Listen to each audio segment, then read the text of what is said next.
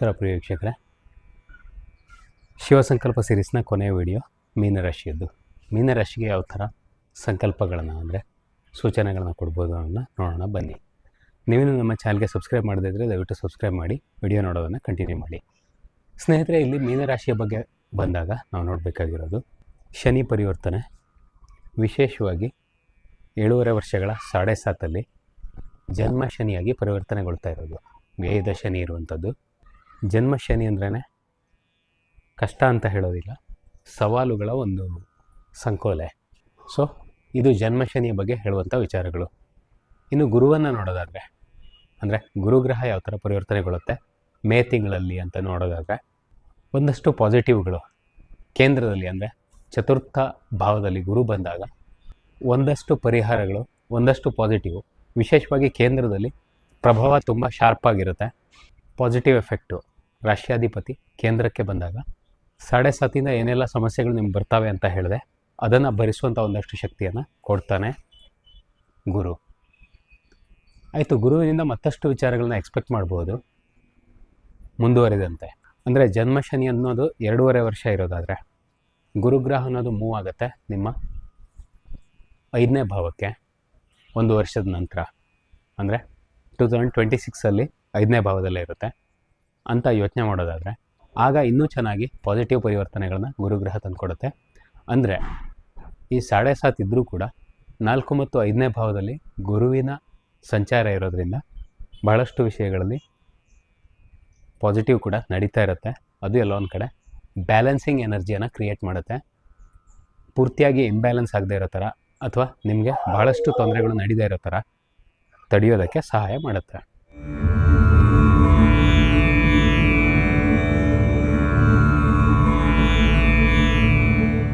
ಸ್ನೇಹಿತರೆ, ಇವಾಗ ನೋಡೋಣ, ಒಂದು ಇಂಪಾರ್ಟೆಂಟ್ ವಿಷಯವನ್ನು ಹೇಳ್ತೀನಿ ಅಂತಂದರೆ ಅದು ಶಿವಸಂಕಲ್ಪದ ಪಾರ್ಟ್. ಮೊದಲನೇದಾಗಿ ಎಲ್ಲ ರಾಶಿಗಳಿಗೂ ಒಂದೊಂದು ಸಿಂಬಲನ್ನು ಹೇಳ್ತಾ ಬಂದಿದ್ದೀವಿ. ನಿಮ್ಮ ರಾಶಿಗೆ ಬಂದರೆ, ಅಂದರೆ ಮೀನರಾಶಿಗೆ ಬಂದರೆ ಹೇಳೋದಾದರೆ ತ್ರಿಕಾ ಅಂತ ಕರಿತೀವಿ. ತ್ರಿಕಾ ಅಂದರೆ ಶಿವನ 3ನೇ ಕಣ್ಣು, 3rd ಐ ಅಂತ. ಸಿಂಬಲಿಸಮ್ ವಿಚಾರಕ್ಕೆ ಹೇಳೋದಾದರೆ, ಅಂದರೆ ತುಂಬ ಶಕ್ತಿಶಾಲಿಯದ್ದು, ಭಯಂಕರವಾದ್ದು, ಘೋರವಾದ್ದು, ರೌದ್ರವನ್ನು ಕ್ರಿಯೇಟ್ ಮಾಡುವಂಥದ್ದು ಈ ತ್ರಿಕಾ ಅಥವಾ 3rd ಐ ಅಂತ ಕರಿತೀವಿ. ಇಷ್ಟೊಂದು ಭಯಂಕರವಾದ ವಿಚಾರವನ್ನು ನಾನು ಯಾಕೆ ಪ್ರಸ್ತಾಪ ಮಾಡ್ತಿದ್ದೀನಿ? ಇದು ಅಗ್ನಿಯನ್ನು ಸೂಚಿಸುತ್ತೆ. ಅಗ್ನಿ ಅಂದರೆ ಒಂಥರ ಡಿಸ್ಟ್ರಕ್ಟಿವ್ ಫೋರ್ಸು. ಡಿಸ್ಟ್ರಕ್ಷನ್ ಅನ್ನೋದು ಪ್ರಕೃತಿಯ ಒಂದು ಭಾಗನೇ ಆಗಿರುತ್ತೆ. ಫಾರ್ ಎಕ್ಸಾಂಪಲ್, ಯಾವುದೇ ವಸ್ತುಗಳು ಅಂತ ಇದ್ದರೆ ನಶಿಸಿ ಹೋಗಲೇಬೇಕು. ಅಂದರೆ ಫಾರ್ಮ್ಸ್, ಈ ಭೌತಿಕ ರೂಪದಲ್ಲಿರೋ ಪ್ರತಿಯೊಂದು ವಸ್ತು ಕೂಡ ನಾಶವನ್ನು ಹೊಂದುತ್ತೆ. ಇವತ್ತಲ್ಲ ನಾಳೆ, ಒಂದೊಂದಕ್ಕೆ ಒಂದೊಂದು ಥರ ಟೈಮ್ ಇರುತ್ತೆ. ಹಣ್ಣು ತರಕಾರಿಗಳು ಬೇಗ ಕೊಳಿತವೆ, ನಾಶ ಆಗ್ತವೆ. ಗಿಡಗಳು, ಮರಗಳು ಬಹಳಷ್ಟು ಕಾಲ ಬದುಕ್ತವೆ, ಬಟ್ ಅದಕ್ಕೂ ಕೂಡ ನಾಶ ಅನ್ನೋದು ಇದ್ದೇ ಇರುತ್ತೆ. ಸಣ್ಣ ಪುಟ್ಟ ಗಿಡಗಳು ಬೇಗ ಅವನತಿಯನ್ನು ಹೊಂದ್ತವೆ. ವೃಕ್ಷಗಳು 1000 ವರ್ಷ ಬದುಕ್ತವೆ ಅಂತ ಹೇಳ್ತಾರೆ, ಆದರೂ ಕೂಡ ಅವನತಿ, ನಾಶ ಅನ್ನೋದು ಇರೋದೆ.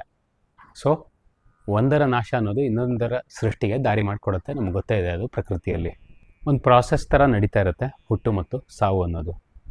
ಈಗ ಒಂದಷ್ಟು ವಿಷಯಗಳು ಡಿಸ್ಟ್ರಾಯ್ ಆಗೋದು. ಫಾರ್ ಎಕ್ಸಾಂಪಲ್, ಇವತ್ತು ನಿಮ್ಮ ಕೆಲಸ ಹೋಯಿತು ಅಂತ ನಿಮ್ಗೆ ಅನಿಸಿದರೆ, ಕೆಲಸಕ್ಕಾಗಿ ನೀವು ಸ್ಟ್ರಗಲ್ ಮಾಡ್ತಾಯಿದ್ರೆ, ಒಂದು ಕೆಲಸ ಹುಡುಕ್ತಾಯಿದ್ರೆ, ಒಳ್ಳೆ ಕೆಲಸ ಸಿಗಬೇಕು ಅಂತ ಯೋಚನೆ ಮಾಡ್ತಾಯಿದ್ರೆ, ಇರೋ ಕೆಲಸ ನಾಶ ಆಗಿರೋದು ಮುಂದೆ ಒಳ್ಳೆಯದಾಗೋದನ್ನು ಸೂಚಿಸುತ್ತೆ. But it takes time. So ಈ ತ್ರಿಕಾ ಅನ್ನೋದು ಯಾವುದನ್ನು ಸಿಂಬಲೈಸ್ ಮಾಡುತ್ತೆ ಅಂತ ನಿಮಗೀಗ ಗೊತ್ತಾಯ್ತಲ್ವ? ಒಂದು ನಾಶ ಆಗೋದು, ಇನ್ನೊಂದು ಸೃಷ್ಟಿ ಆಗೋದು. ಕಾಳ್ಗಿಚ್ಚು ಬಂದು ಎಷ್ಟೋ ಮರಗಳು ಸತ್ತೋದು, ಭಸ್ಮ ಆಗೋದು, ಎಲ್ಲ ಬೂದಿ ಆಗೋಯ್ತು ಅಂತ ನೀವು ಯೋಚನೆ ಮಾಡೋದಾದ್ರೂ ಕೂಡ ಆ ಬೂದಿಯ ಮೇಲೇ ಮತ್ತೆ ಮೊಳಕೆ ಹೊಡೆಯುತ್ತೆ, ಗಿಡ ದೊಡ್ಡದಾಗತ್ತೆ, ಬೆಳೆದು ಬಳ್ಳಿ ಮತ್ತೆ ಕಾಡು ಸೃಷ್ಟಿಯಾಗತ್ತೆ. ಪುನರ್ನಿರ್ಮಾಣ, ನಾಶ, ಇದೆರಡು ಪ್ರಕೃತಿಯ ನಿರಂತರವಾದ ಕ್ರಿಯೆ ಅಂತ ಹೇಳ್ಬೋದು. ಸೊ ಇದು ಹಾಗಾಗಿ ಇವಾಗಿನ ಒಂದು ಪೀರಿಯಡ್ ಏನಿರುತ್ತೆ, ಇದು ಡಿಸ್ಟ್ರಕ್ಷನನ್ನು ಸಿಂಬಲೈಸ್ ಮಾಡುತ್ತೆ. ನೀವೇನು ಮಾಡಬೇಕು ಅಂತ ಕೇಳೋದಾದರೆ, ತ್ರಿಕಾ ಅಂತ ಅಂದೆ, 3rd ಐ ಅಂತ ಅಂದೆ. ಮೆಡಿಟೇಷನ್ ಮಾಡೋದು ಹೇಗೆ? 3rd ಐಯನ್ನು ಮೆಡಿಟೇಟ್ ಮಾಡೋದು ಹೇಗೆ? ಭಾಳ ಸಿಂಪಲ್ಲು. ಒಂದು ಪ್ರಶಾಂತವಾದ ಸ್ಥಳದಲ್ಲಿ ಕೂತ್ಕೊಳ್ಳಿ, ಡಿಸ್ಟರ್ಬೆನ್ಸ್ ಇಲ್ಲದೆ ಇರೋದು. ಸಾಧ್ಯ ಆದರೆ ಬೆಳಿಗ್ಗೆ ಕೂತ್ಕೊಳ್ಳೋದಾದರೆ ಪೂರ್ವ ದಿಕ್ಕಿಗೆ ಮುಖ ಮಾಡಿ, ಸಂಜೆ ಧ್ಯಾನಕ್ಕೆ ಕೂತ್ಕೊಳ್ಳೋದಾದರೆ ಪಶ್ಚಿಮ ದಿಕ್ಕಿಗೆ ಮುಖ ಮಾಡಿ ಕೂತ್ಕೊಂಡು 2 ಕಣ್ಣುಗಳ ಮಧ್ಯೆ, ಅಂದರೆ ಹುಬ್ಬುಗಳ ಮಧ್ಯೆ, ಭ್ರೂ ಮಧ್ಯೆ ಅಂತ ಕರಿತೀವಿ, ಮಧ್ಯದ ಪಾಯಿಂಟ್ ಇರುತ್ತಲ್ವ, ಆ ಪಾಯಿಂಟನ್ನು ಕಣ್ಣು ಮುಚ್ಕೊಂಡು ದಿಟ್ಟಿಸ್ತಾ ಇರಬೇಕು, ಅದನ್ನೇ ನೋಡೋದಕ್ಕೆ ನಿಮ್ಮ ಹತ್ರ ಸಾಧ್ಯ ಆಗಬೇಕು. ಅಂದರೆ ಕಣ್ಣು ಹುಬ್ಬುಗಳ ಮಧ್ಯೆ ದೃಷ್ಟಿಯನ್ನು ತಂದುಕೊಂಡು ನೇರವಾಗಿ ಆ ಭಾಗವನ್ನೇ ನಿರೀಕ್ಷಿಸ್ತಾ ಇರೋದು, ಅಬ್ಸರ್ವ್ ಮಾಡ್ತಾ ಇರೋದು, ಮನಸ್ಸಲ್ಲಿ ಬರೋ ಚಿಂತನೆಗಳನ್ನು, ನೆಗೆಟಿವ್ ಆಲೋಚನೆಗಳನ್ನು, ಅಥವಾ ಏನೋ ಒಂದು ಕೆಲಸ ಆಗಿಲ್ಲ, ಏನೋ ಒಂದು ಮಾಡಬೇಕು, ಯಾವುದೋ ಒಂದು ಕೆಟ್ಟೋಯ್ತು, ಯಾವುದೋ ಒಂದು ಸರಿ ಆಯಿತು, ತುಂಬ ಚೆನ್ನಾಗಾಯಿತು, ಅವ್ರು ಅದನ್ನು ಹೇಳಿದರು, ಇವ್ರು ಇದನ್ನು ಹೇಳಿದರು, ಬೇರೆ ಎಲ್ಲ ವಿಚಾರಗಳನ್ನ ನೆಗ್ಲೆಕ್ಟ್ ಮಾಡಿ ಯಾವುದನ್ನು ಹೆಚ್ಚು ಮನಸ್ಸಲ್ಲಿ ತಂದ್ಕೊಳ್ಳೋದಕ್ಕೆ ಹೋಗಬೇಡಿ. ಧ್ಯಾನ ಮಾಡ್ತಾ ಹೋಗಿ. ಒಳ್ಳೆಯ ಪರಿಣಾಮಗಳಾದರೆ ನಮಗೆ ತಿಳಿಸಿ.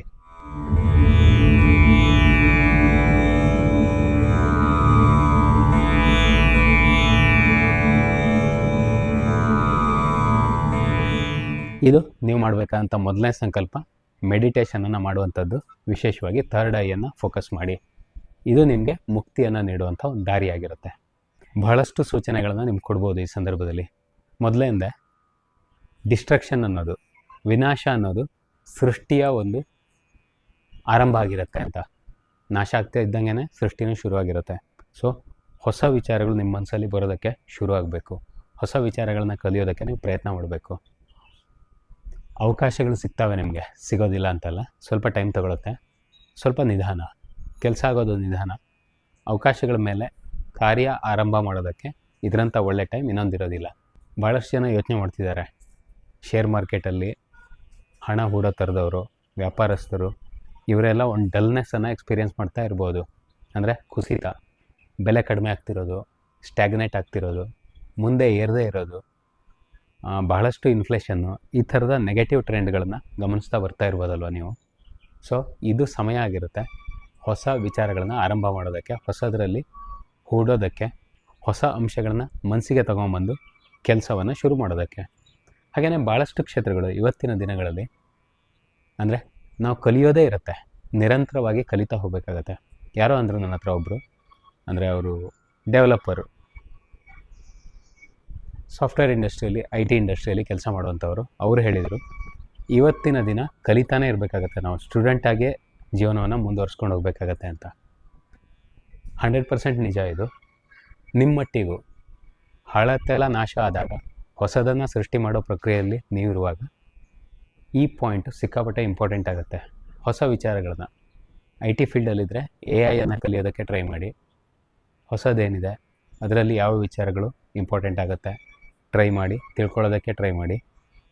ಯಾವುದೇ ಕ್ಷೇತ್ರದಲ್ಲಿರಿ, ಯಾವ ಹೊಸ ಟ್ರೆಂಡು ನಿಮ್ಮ ಜಾಬಲ್ಲಿ ಪರಿವರ್ತನೆಗಳನ್ನು ತರ್ತಾ ಇದೆ, ಅದು ನಿಮ್ಗೆ ಹೇಗೆ ಅನುಕೂಲವನ್ನು ಮಾಡ್ಬೋದು, ನೀವು ಹೇಗೆ ಅದಕ್ಕೆ ಹೊಂದ್ಕೊಳ್ಳೋದಕ್ಕೆ ಟ್ರೈ ಮಾಡ್ಬೋದು, ಈ ಅಂಶಗಳ ಬಗ್ಗೆ ಗಮನವನ್ನು ಕೇಂದ್ರೀಕರಿಸಿ. ನಿರಂತರವಾದ ಕಲಿಕೆ, ಪ್ರತಿದಿನ ವಿದ್ಯಾರ್ಥಿ, ಅಧ್ಯಯನ, ಕಲಿಕೆ ಅನ್ನೋದಕ್ಕೆ ಯಾವಾಗಲೂ ಎಂಡಿಲ್ಲ. ವಿಷಯವನ್ನು ನೆನಪಿಟ್ಕೊಂಡ್ರೆ ಬಹಳಷ್ಟು ಸುಧಾರಣೆಗಳನ್ನು ತಂದ್ಕೊಳ್ಳೋದಕ್ಕೆ ಸಾಧ್ಯ ಆಗುತ್ತೆ. ಹಾಗೆಯೇ ಇಂಪ್ರೂವೈಸ್ ಮಾಡ್ಕೊಳ್ತಾ ಇರಿ. ನಿಮ್ಮನ್ನು ನೀವು ಇನ್ನಷ್ಟು ಮತ್ತಷ್ಟು ಸುಧಾರಿಸ್ಕೊಳ್ತಾ ಇರಿ. ನಿಮ್ಮ ದೋಷಗಳನ್ನು ಗಮನಿಸ್ತಾ ಇರಿ. ಬೇರೆಯವ್ರ ಹತ್ರ ಅಭಿಪ್ರಾಯಗಳನ್ನ ಕೇಳಿ, ಇದು ಸರಿ ಇದೆಯಾ, ನಾನು ಹೀಗೆ ಹೇಳ್ತಿರೋದು ಸರಿ ಇದೆಯಾ, ಈ ಥರ ಮಾತಾಡಿದರೆ ಸರಿ ಆಗತ್ತಾ, ಅಂದರೆ ನಿಮ್ಮ ವರ್ತನೆಗಳನ್ನ ನೀವು ಪರಿಶೀಲನೆ ಮಾಡ್ಕೊಳ್ಳಿ, ನೋಡ್ಕೊಳ್ಳಿ. ಒಂದು ಸಲ ಅಲ್ಲ 10 ಸಲ ನಿಮ್ಮನ್ನು ನೀವು ಫಿಲ್ಟರ್ ಮಾಡ್ಕೊಳ್ಳೋದಕ್ಕೆ ಟ್ರೈ ಮಾಡಿ. ಈ ಫಿಲ್ಟರ್ ಅನ್ನೋದು ಬಹಳಷ್ಟು ಜನರಿಗೆ ಸರ್ವೈವಲ್ನ ಮಾರ್ಗ ಆಗಿರುತ್ತೆ. ಹಾಗೆಯೇ ಒಂದಷ್ಟು ಸಾಫ್ಟ್ ಪಾಯಿಂಟ್ಗಳು, ಸಾಫ್ಟ್ ಪವರ್ ಅಂತ ಹೇಳ್ತೀವಿ. ಒಬ್ಬ ವ್ಯಕ್ತಿಯ ಸಾಫ್ಟ್ ಪವರ್ ಅಂದರೆ ಏನು ಅಂತ ನೀವು ಕೇಳೋದಾದರೆ, ಸಾಫ್ಟ್ ಪವರ್ ಇದೇ ಆಗಿರುತ್ತೆ. ಒಂದು ಕಮ್ಯುನಿಕೇಷನ್ನು, ಅಂದರೆ ಅದರಲ್ಲಿ ಬರೋದು ಕೂಡ ನಮ್ಮ ಸಂಸ್ಕಾರಗಳು, ನಯ, ವಿನಯ, ವಿಧೇಯತೆ, ಮೈತ್ರಿ, ಸಂಧಾನ, ಮಾತುಕತೆ, ಸಾಧ್ಯದಷ್ಟು ಅಂದರೆ ನೈಸಾಗಿರೋದು, ಜಗತ್ತಿನ ಮಟ್ಟಿಗೆ ಚೆನ್ನಾಗಿರೋದು, ಯಾರ ಹತ್ರನೂ ದ್ವೇಷ ಮಾಡ್ಕೊಳ್ತಾ ಇರೋದು, ಕೆಟ್ಟದಾಗಿ ಮಾತಾಡದೇ ಇರೋದು, ಕ್ರಿಟಿಸೈಸ್ ಮಾಡದೇ ಇರೋದು, ಅಂದರೆ ಟೀಕೆ ಟಿಪ್ಪಣಿಗಳನ್ನು ನೀಡದೇ ಇರೋದು. ನೀಡೋದಾದರೂ ಕೂಡ ಈಗ ಒಬ್ಬ ವ್ಯಕ್ತಿಯ ಸಾಮರ್ಥ್ಯವನ್ನು ನಾವು ನೋಡಬೇಕಾಗತ್ತೆ, ಎಷ್ಟು ಮಟ್ಟಿಗೆ ಅವರಿಗೆ ಸಾಮರ್ಥ್ಯ ಇರುತ್ತೆ ಅನ್ನೋದು. ಒಂದು ಅಧ್ಯಯನ ಹೇಳುತ್ತೆ ಸ್ನೇಹಿತರೆ, 10 ಅಂತ ನಾವು ಕನ್ಸಿಡರ್ ಮಾಡೋದಾದರೆ, ಒಟ್ಟು ವಿಚಾರಗಳು 10 ಅಂತ ಕನ್ಸಿಡರ್ ಮಾಡೋದಾದರೆ, ಅದರಲ್ಲಿ 2 ಅಂದರೆ 8 ಹೊಗಳಿಕೆಗಳನ್ನ ನೀವು ಹೇಳಿದರೆ, 8 ಪಾಸಿಟಿವ್ ವಿಚಾರಗಳನ್ನ ಹೇಳಿದರೆ, 2 ಕ್ರಿಟಿಸಿಸಮನ್ನು ಅಂದರೆ 2 ಟೀಕೆ ಟಿಪ್ಪಣಿಗಳನ್ನ ನೀವು ಒಬ್ಬ ವ್ಯಕ್ತಿಗೆ ಮಾಡ್ಬೋದಾಗಿರುತ್ತೆ. ಅದು ಅವರ ಕೆಪಾಸಿಟಿ. ಅಂದರೆ ಜನಸಾಮಾನ್ಯರನ್ನು ನೀವು ತಗೊಳ್ಳೋದಾದರೆ, ಕೆಲವರಿಗೆ ವಿಶೇಷವಾದ ಸಾಮರ್ಥ್ಯಗಳಿರ್ಬೋದು. ಕ್ರಿಟಿಸಿಸಮ್ ಅಂದರೆ ತೀಕ್ಷ್ಣವಾದ ಟೀಕೆ ಟಿಪ್ಪಣಿಗಳಿದ್ದರೂ ಕೂಡ ಅದನ್ನು ತಡ್ಕೊಂಡು ಕೂಡ ಮುಂದುವರಿಯುವಂಥ ಸಾಮರ್ಥ್ಯಗಳಿರ್ಬೋದು. ಭಾಳಷ್ಟು ಜನರಿಗೆ ಆ ಸಾಮರ್ಥ್ಯ ಇರೋದಿಲ್ಲ. ಹೆಚ್ಚಿನ ಜನ ಅಂದರೆ 8 ಬಾರಿ ನೀವು ಹೊಗಳಿದರೆ 2 ಟೀಕೆಗಳನ್ನು ಸಹಿಸ್ಕೊಳ್ಳೋದಕ್ಕೆ ರೆಡಿ ಇರ್ತಾರೆ. ಮಾನಸಿಕವಾಗಿ ಅವರು ಪ್ರಿಪೇರ್ಡ್ ಆಗಿರ್ತಾರೆ. ಅಷ್ಟು ಮಾತ್ರ ನಮ್ಮೆಲ್ಲರ ಸಾಮರ್ಥ್ಯ ಇರೋದು ಕೂಡ ಅಷ್ಟೇ ಆಗಿರುತ್ತೆ. ಸೊ ನೀವು ಹೆಚ್ಚೆಚ್ಚು ಸಲ ಹೊಗಳಬೇಕು. ಅದರ ಮಧ್ಯೆ ಒಂದು ಟಾನಿಕ್ ಥರ, ಔಷಧಿ ಥರ, ಅಂದರೆ ಟಾನಿಕ್ ಜಾಸ್ತಿ ಕೊಡಬೇಕು, ಔಷಧಿಯನ್ನು ಕಮ್ಮಿ ಕೊಡಬೇಕು. ಯಾಕೆಂದರೆ ಔಷಧಿಗೆ ಸೈಡ್ ಎಫೆಕ್ಟ್ ಇರುತ್ತೆ.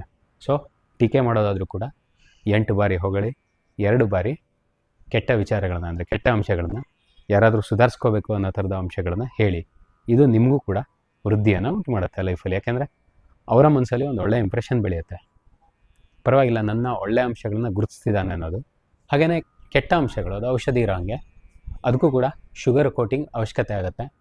ನೀವು ಸ್ವಾಭಾವಿಕವಾಗಿ ಹೊಗಳ್ತಾನೆ ಇದ್ದರೆ, ಅಂದರೆ ಸಂದರ್ಭ ಬಂದಾಗ, ಒಳ್ಳೆ ಕೆಲಸ ಮಾಡಿದಾಗ ಆ ವ್ಯಕ್ತಿಯ ಒಳ್ಳೆಯ ಅಂಶಗಳನ್ನು ಬಿಂಬಿಸ್ತಾನೆ ಇದ್ದರೆ ಯಾವುದೇ ಶುಗರ್ ಕೋಟಿಂಗ್ ಅವಶ್ಯಕತೆ ಇರೋದಿಲ್ಲ. ಸಣ್ಣ ಪುಟ್ಟ ಟೀಕೆ ಟಿಪ್ಪಣಿಗಳೇನಾದರೂ ಇದ್ದರೆ ಅದನ್ನು ನಡುವಿನಲ್ಲಿ ನೀವು ಮರ್ಜ್ ಮಾಡೋಕ್ಕೆ ಸಾಧ್ಯ ಆದರೆ ಅದನ್ನು ಸ್ವಾಭಾವಿಕವಾಗಿ ತಗೊಳ್ಳೋದಕ್ಕೆ ಆ ವ್ಯಕ್ತಿಗೆ ಸಾಧ್ಯ ಆಗುತ್ತೆ. ಇದೇ ಥರ ಮುಂದುವರ್ಸ್ಕೊಂಡು ಹೋಗಿ ನೈಸಾಗಿರಿ. ನಿಮ್ಮವರ ಮಟ್ಟಿಗೆ, ಹೊರಗಿನವರ ಮಟ್ಟಿಗೆ, ಅಂದರೆ ಲೈಫಲ್ಲಿ ಬರೋ ಯಾರೇ ಇರ್ಬೋದು, ಎಲ್ಲರ ಜೊತೆ ನೈಸಾಗಿರೋದಕ್ಕೆ ಪ್ರಯತ್ನ ಮಾಡಿ. ಇವೆಲ್ಲ ನಿಮ್ಮನ್ನು ಮುಂದ್ಗಡೆ ತೊಗೊಂಡು ಹೋಗೋದಕ್ಕೆ ಸಾಕಷ್ಟು ಒಳ್ಳೆಯ ಅಂಶಗಳನ್ನ ಒದಗಿಸ್ಕೊಡ್ತಾವೆ ಅಂತ ಹೇಳ್ತಾ ವಿಡಿಯೋನ ಎಂಡ್ ಮಾಡ್ತೀನಿ. ಹರಿ ಓಂ.